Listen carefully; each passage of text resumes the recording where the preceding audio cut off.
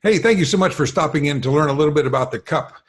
What is this Cup adventure that you're probably thinking about? This is an adventure for high level athletes, achiever athletes is what we're trying to call them out on. If you're an achiever athlete and trying to get to another level, this probably is something that you want to listen to a little bit on. We've been doing this for a couple of decades, so we kind of know what we're doing on this front. This team that we put together from America actually ends up in the Netherlands, and we play national level programs. And we've been doing this for quite some time. On the history side, I started this thing, like I said, more than a couple of decades ago in Lyon, France. Interestingly enough, the Dutch, after 4 years of being there, came to me and said, why don't you do this in a country where softball is king? And said, okay, we'll give it a go. So at that time, I switched over to the Netherlands. And of course, the Dutch are the king of fast pitch softball in and throughout Europe. And actually, many of their athletes come to America to play Division I ball here stateside. But anyhow, when we try to go and find athletes, we're looking for two things. We firstly want a good girl, and secondly, we obviously need them to play at a pretty high level. So those two criteria in that order: good girl first, and a great athlete on the other side is what we're looking for.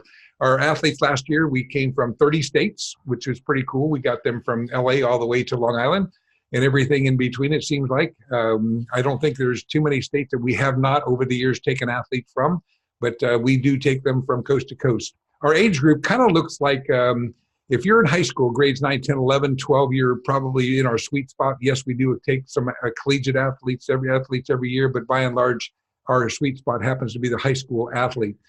We have 5 teams of 10 that we take. We take 2 pitchers per team and 1 position player. So if you're a position player, believe me, if you get injured, we still need you to play. There's no way that we can do without you because we have no substitutes.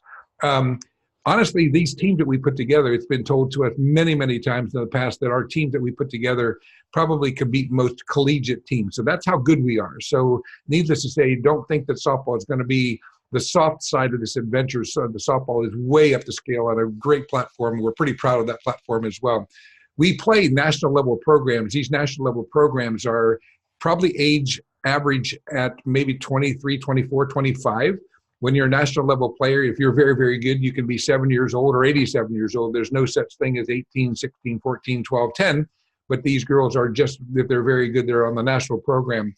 So that being said, we are a bunch of really teenagers playing girls that are quite a little bit older. We got them on the athletic side, we believe, but on the wisdom side, since they are older, they've got us kind of on the wisdom side.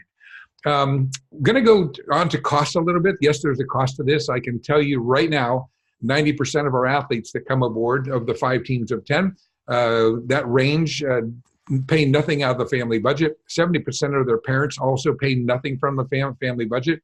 We've got some really clever strategies that are fast earning strategies that you can make this work. Like anything that you do, if you want to be a better ball player, you need desire. If you want to lose weight, you need desire to make that happen. The same thing goes here. If you've got a desire to make this happen, to be a part of an incredible adventure that brings you history, culture, cuisine, travel, softball. If you want to be part of this, it takes a little bit of desire and it can work. School-wise, a little bit on the side notes of a couple other side note pieces. School-wise, you're going to miss 4 days of school. Monday is always Martin Luther King Monday, so you're only going to miss Thursday, Friday, Tuesday, Wednesday. We've never, ever had a school say no in more than 2 decades of doing this. On the side of what we do, we leave on a Wednesday night, always. We arrive Thursday morning early. Thursday, we have a kind of a chill day. We land in the Netherlands. The Netherlands is where we're at, is 18 feet below the Atlantic Ocean, which is pretty crazy. But that day, it's a chill day. We have a meeting that day. You get to meet more of your team that day, too. The next day is Friday. Friday, we're up early, headed to Amsterdam to see Anne Frank's home. We tour Amsterdam a bit that day.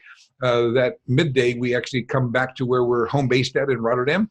And we got to get changed. We got to get fed. We've got to be on the train because we do take trains to the field. We go up by train to the field. We got to be there by opening ceremonies, which is early evening. Saturday night we play. Sunday we play. Monday we don't play Monday, but Saturday night and Sunday we do play. Sunday afternoon when we're done, we're headed by motor coach to Paris, which is kind of the next adventure. It seems like every day the adventure gets to be bigger and bigger and bigger. So anyhow, we arrive in Paris on Sunday night. We're there Monday, Tuesday, and Wednesday. Monday and Tuesday, you're simply there for what you want to do. If you want to sleep all day, that's fine. But we are right in the middle of Notre Dame, right in the middle of Napoleon's Palace, the Louvre, the Mona Lisa, We are sitting right there in the middle, so it's kind of a very, very interesting location. Probably one of the best locations in all of Paris for proximity to things. Anyhow, that's a little bit of the itinerary. We're home on Wednesday. Most everyone is home by supper time Wednesday, which is, like I said, a really quick 8 days and 7 nights. It goes by in a flash. Anyhow, if you want to know a little bit more about this, please get a pen here. I can give you my number. You can text me, or if you want to email me, I give you that information as well. But texting wise, 740-803-0279. Email wise, my email address is kwhiteside@whitesidemfg.com. Anyhow, if you want to reach out to me and let me know you want to talk or want to discuss this a little bit further, I'm totally game to do that. We have some openings yet still, so we're looking obviously to fill some slots. Anyhow, thanks so much for hearing this through. I hope I spoke quick enough that you got a lot of information in a short time, but not so quick that you didn't understand things. But anyhow, thanks again for hanging out with me, and hope to hear back.